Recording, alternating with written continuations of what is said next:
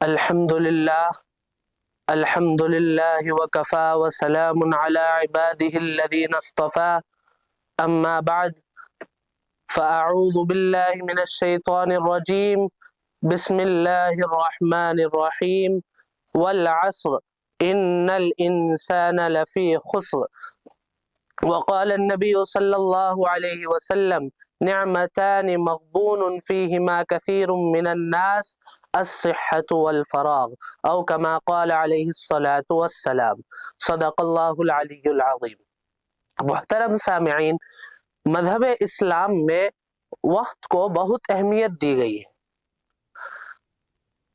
یہ وقت کو اللہ تعالی، اس مذہب اسلام میں وقت کو جو اہمیت دی گئی ہے یہ کیسے پتہ چلتا ہے؟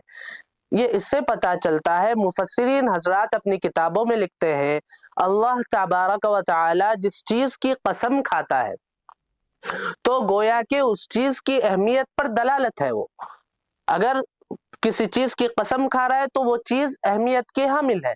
مثال کے طور پر اللہ تعالیٰ نے لا اقسم بہذا البلد کہا، وہاں جو بلد کے بارے میں اللہ تبارک و تعالیٰ قسم کھا رہے ہیں وہ بابرکت بلد ہے اور وہ بہت بڑا مانا جاتا ہے اللہ کے نزدیک۔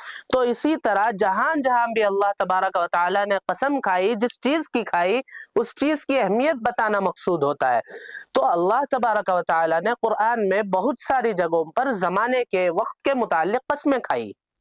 مثال کے طور پر والعصر، اس کے معنی زمانے کی قسم۔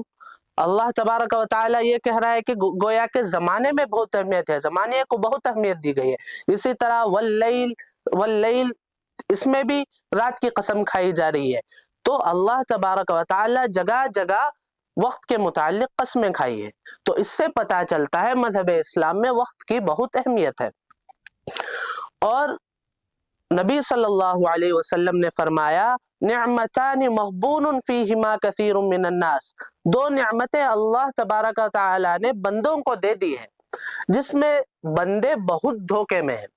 وہ کیا کیا ہے؟ نمبر ایک الصحہ یعنی صحت، والفراغ یعنی خالی اوقات۔ یہ دو چیزیں اللہ تبارک و تعالی نے بندوں کو دی ہے۔ اب لیکن بندے اس میں جو ہے دھوکے میں رہتے ہیں۔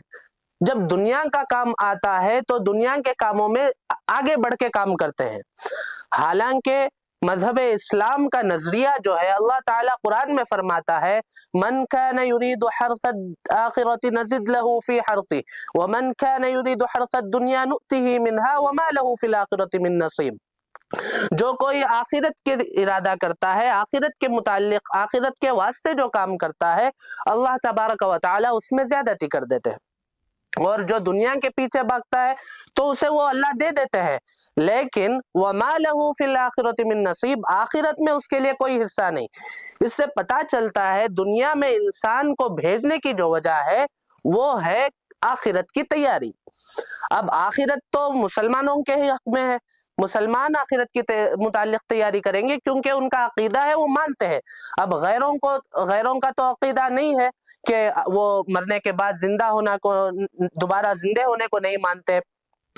لیکن مذہب اسلام کے جتنے لوگ بھی مذہب اسلام کو مانتے ہیں ان کا یہ ہے کہ وہ آخرت کو مانتے ہیں۔ تو دنیا میں جو مقصد انسان کو بھیجا گیا وہ آخرت کی تیاری ہے۔ تو آخرت کے لیے جتنا چاہے وہ کام کرے دنیا میں اور آخرت کی تیاری کرے۔ یہ نہیں سوچنا چاہیے کہ اب مجھے صحت ہے، اب میں کچھ کام کر لوں گا، پھر آگے مجھے بیماری ہو جائے گی تب میں اللہ کو عبادت میں لگ جاؤں گا۔ یہ کیسی بات ہوئی؟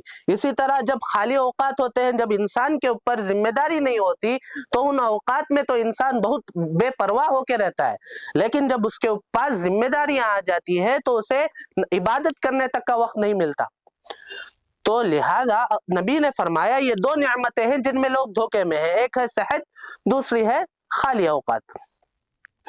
اب اللہ تبارک و تعالی نے جب دنیا میں انسان کو آخرت کے لیے بھیجا تو اللہ تعالیٰ نے بہت سارے موقع بندوں کو ایسے عنایت فرمائے جس میں بندے جو ہے آخرت کی تیاری کر سکے۔ مثال کے طور پر شب برات ہے، لیلۃ القدر ہے، یوم عرفہ ہے، الگ الگ دن ہے، الگ الگ دن کی الگ الگ فضائل ہیں۔ تو اسی طرح اللہ تبارک و تعالیٰ نے جس ایک مکمل پورا مہینہ، اسلامی مہینہ، وہ جو ہے عبادت کے لیے بنایا، وہ کوسا ہے رمضان المبارک کا مہینہ ہے۔ تو رمضان المبارک کے مہینے میں وقت کی اہمیت اور بڑھ جاتی ہے۔ ہمارے علماء، ہمارے اکابرین، ہمارے اسلاف جتنے بھی لوگ گزرے ہیں، یہ سب رمضان سے پہلے اپنے تمام کاموں سے فارغ ہو جاتے اور رمضان کو صرف عبادات کے لیے رکھتے، یا تو قرآن کے لیے، یا تو اذکار کے لیے، یا تو روزہ کے لیے، یا نمازوں کے لیے، ان تمام عبادتوں کے لیے رمضان میں وقت رکھتے۔ اس کے علاوہ تو ہمارے اکابر جو بھی کام ہوتے وہ رمضان سے پہلے ختم کر دیتے۔ تو اس سے ہمیں یہ سبق حاصل کرنا چاہیے کہ رمضان میں جو ہے وقت کی اہمیت دگنی ہو جاتی ہے۔ اللہ تبارک و تعالیٰ نے تمہیں عبادت کو کرنے کا موقع دیا اور وہاں عبادت کا اجر بھی زیادہ ہو جاتا ہے۔ ایک عبادت کا درجہ 70 کے برابر، ایک عبادت کا ثواب 70 عبادتوں کے برابر ہو جاتا ہے۔ تو اللہ تبارک و تعالیٰ رمضان میں جو ہے بندوں کے لیے بہت بڑا احسان کیے ہیں۔ یہ اللہ تبارک و تعالیٰ کی نعمت ہے کہ اللہ تعالیٰ نے ہمیں آخرت کے لیے پیدا کیا اور آخرت کی تیاری کرنے کے لیے موقع بھی فراہم فرمائے۔ تو ہمارا یہ حق بنتا ہے کہ ہم ان موقعوں میں کیا کریں، خوب فائدہ اٹھائیں اور خوب عبادت کریں۔ رمضان سے پہلے ایک ٹائم ٹیبل متعین کریں، جیسے حدیث پاک میں آتا ہے الدنیا سجن المؤمن والآخرت وجنت الکافر۔ الدنیا سجن المؤمن وجنت الکافر، یعنی دنیا جو ہے مومن کی قید خانہ ہے اور آخرت اور کافر کے لیے دنیا جو ہے باغ کے برابر ہے۔ اب قید خانے میں کیا خاصیت ہوتی ہے کہ وہاں آدمی جو ہے وقت کا پابند ہوتا ہے، وہ اپنی رائے میں آزاد نہیں ہوتا، جیلر جو بولے گا وہ اسے کرنا ہے۔ اسی طرح اللہ تبارک و تعالیٰ نے ہمیں جو دنیا میں بھیجا ہے، ہمیں بھی یہی کام کے لیے بھیجا ہے، متعین کر کے بھیجا ہے۔ یہ عبادات ہیں، یہ احکام ہیں، ان کو بجا لانا ہے، تو ہمیں بھی ان کو بجا لانا ہے۔ اگر ہم یہاں ان کو بجا نہیں لائیں گے تو آخرت ہمارے لیے قید خانہ ہو جائے گا اور دنیا ہمارے لیے باغ ہو جائے گا، جو کہ حال کافروں کا ہے۔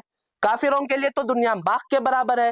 باغ میں کیا خاصیت ہے، انسان جو بھی جاتا ہے وہ اپنی رائے کا، اپنی مرضی کا مالک ہوتا ہے، جو چاہے کرے، کہاں چاہے لیٹ جائے۔ لیکن جو آدمی قید خانے میں رہتا ہے وہ کہاں چاہے لیٹ نہیں سکتا، ہر جگہ لیٹ نہیں سکتا، جب چاہے سو نہیں سکتا۔ لیکن اللہ نبی نے فرما دیا کہ یہ دنیا جو ہے کافر کے لیے باغ ہے اور مسلمانوں کے لیے جو ہے قید خانہ ہے۔ تو یہاں ہمیں وقت کے پابند رہنا چاہیے۔ اللہ تبارک و تعالیٰ نے جو ہمیں عبادات احکام دیے ہیں ان کو پورے کرنا ہے، اور رمضان میں اس کی اہمیت بڑھ جاتی ہے، کیونکہ رمضان میں سحری دن بھر کا روزہ رہتا ہے، پھر شام کو تراویح ہوتی ہے، اور رمضان کا تعلق قرآن سے زیادہ ہے۔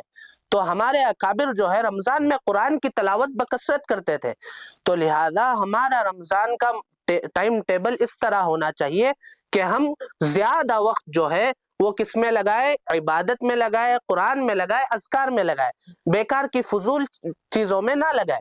اللہ تبارک و تعالی نے فرمایا لئن شکرتم لازیدنکم ولئن کفرتم ان عذابی لشدید، اگر تم میری نعمتوں کی شکر گزاری ادا کرو گے تو اللہ تبارک و تعالی ان نعمتوں میں زیادتی کرے گا۔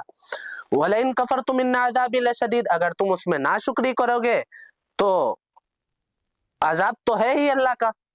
تو رمضان بھی جو ہے اللہ تبارک و تعالیٰ کی طرف سے ایک بہت بڑی نعمت ہے، اس میں ہر عبادت کا ثواب 70 درجے بڑھ جاتا ہے۔